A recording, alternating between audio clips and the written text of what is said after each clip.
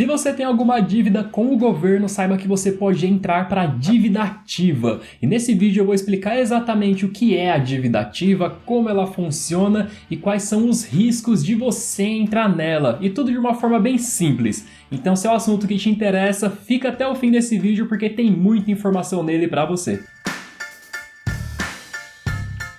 Seja muito bem-vindo ao canal Rael Invest, eu sou Israel e a dívida ativa ela é basicamente uma base de dados do governo que serve para poder inscrever as pessoas físicas ou pessoas jurídicas que deixaram de pagar as suas contas com o governo. Então é como se fosse um Serasa, mas só para aquelas contas que você deve pagar para o governo. E aqui eu estou falando do governo municipal, governo estadual e também o governo federal. Porque cada tipo de taxa que você paga, cada tipo de conta que você paga para o governo é destinada para essas esferas diferentes. Então, dependendo do tipo de conta que você deixar de pagar, você pode entrar na dívida ativa pelo governo estadual ou pelo governo municipal. Isso depende do que você não pagou. E quais são essas dívidas? Aqui entra IPTU, IPVA, entra também imposto de renda, taxa do lixo, taxa de iluminação,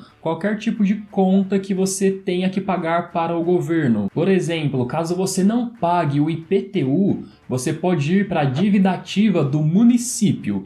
Caso você não pague o IPVA do seu carro, você pode ir para a dívida ativa do estado e o imposto de renda você pode ir para a dívida ativa da União caso você não pague. Então é algo muito sério e você pode ter grandes problemas se você não pagar essas dívidas. Você pode perder a sua casa caso você não pague o IPTU, você pode perder o seu carro caso você não pague o IPVA.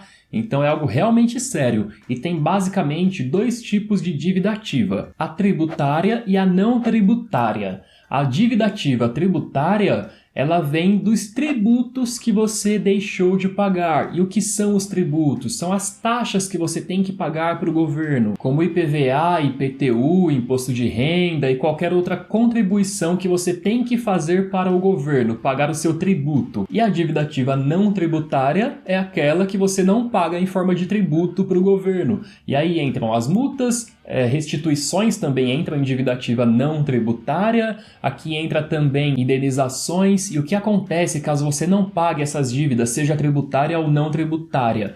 Aí você pode ter o seu nome incluso no CADIM. O CADIM é o Cadastro Informativo de Crédito Não Quitado do Setor Público Federal. E aqui a coisa fica mais séria ainda, porque caso isso aconteça, você vá para o CADIM, aí tem muitos bancos que já não vão deixar você abrir conta lá, você já não vai conseguir fazer empréstimos e pode acontecer do governo executar a dívida, do governo bloquear os seus bens para poder quitar aquela dívida que você tem.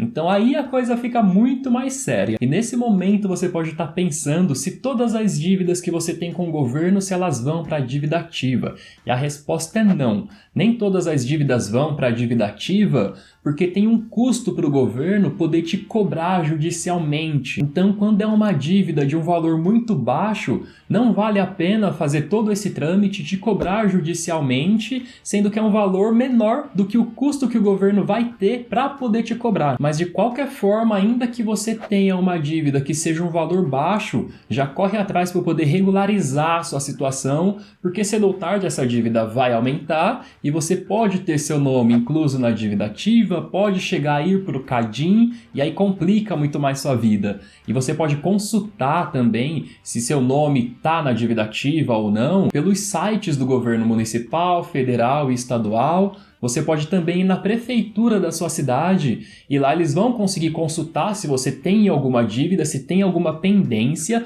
Caso tenha, você já consegue fazer parcelamento, já consegue negociar essa dívida.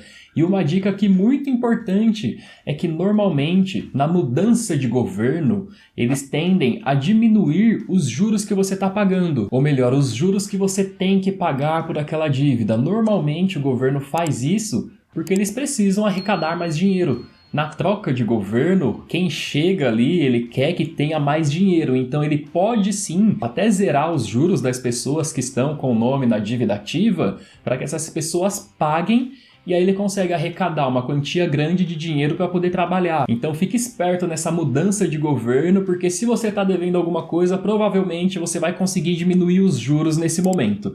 Bom, esse vídeo fica por aqui. Se foi útil para você, deixa seu like, se inscreve no canal para acompanhar o conteúdo que sai aqui toda semana e eu te vejo no próximo vídeo.